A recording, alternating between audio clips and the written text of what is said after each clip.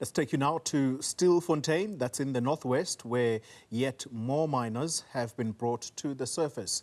Community volunteers have now been retrieved, or I should say they have now retrieved 4 people since Monday. At least 1,400 miners have surfaced so far, with 8 bodies retrieved since the operation began. Ziniko Mhlaba joining us from the area.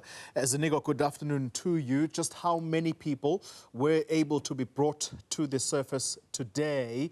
And talk to us about what is clearly being interpreted as outrageous demands. Have there been more of these from those who remain underground?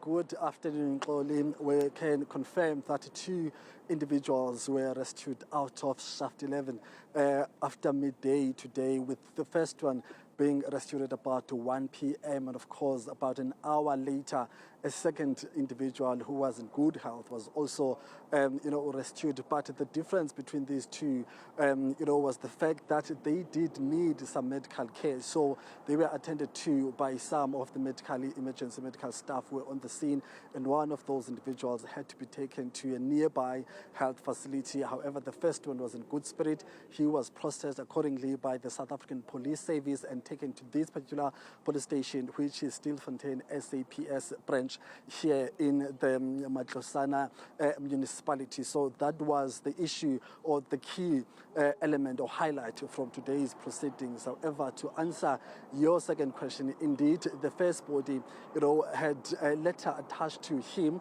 as was brought onto the surface. So let's take a listen to this community activist who's reading that particular letter, which was attached to the first individual who was rescued just after 1 p.m. today.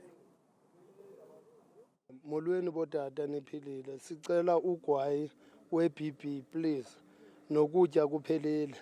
Bacela loo nto namhlanje, noko ayikho imayonnaise namhlanje, bacela ugwayi ne-BP.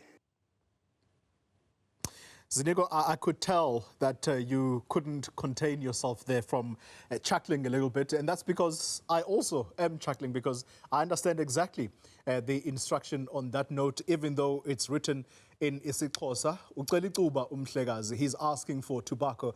These are trying times, yet at the same time, you are getting these kinds of messages. It's as if the people down there are playing mind games with the authorities. How are the authorities reacting to these demands? Because I suppose it talks exactly to what the National Commissioner of the Police was worried about, that there are some people who simply are not taking this seriously. They think that the more supplies go down there, the more they are being encouraged to stay underground.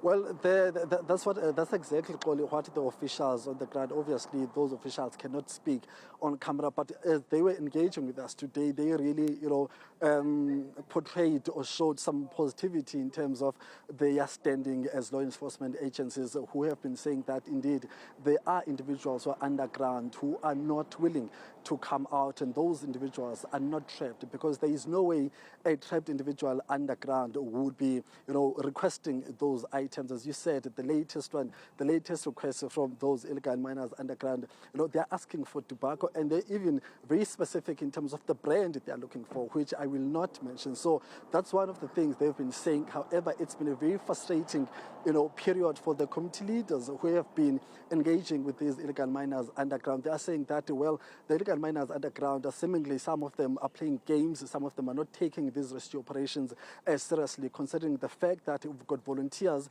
who wake up every single day and head to that shaft, some of them with hungry stomachs, and of course have to pull those ropes, at very hot temperatures. I remember I looked at the temperatures around 1 p.m. and we're looking at 35 degrees Celsius, and those volunteers were pulling the ropes, and of course that's how they managed to also rescue the second individual from that mine. So it depends on you to talk to. The law enforcement agents are very happy.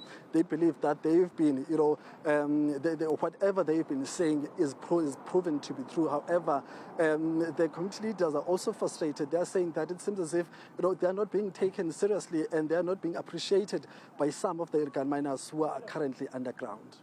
Ziniko Mhlaba live for us in the Northwest Province, and it's not too far from the Stilfontein shafts where the illegal miners continue to remain underground, at least some of them.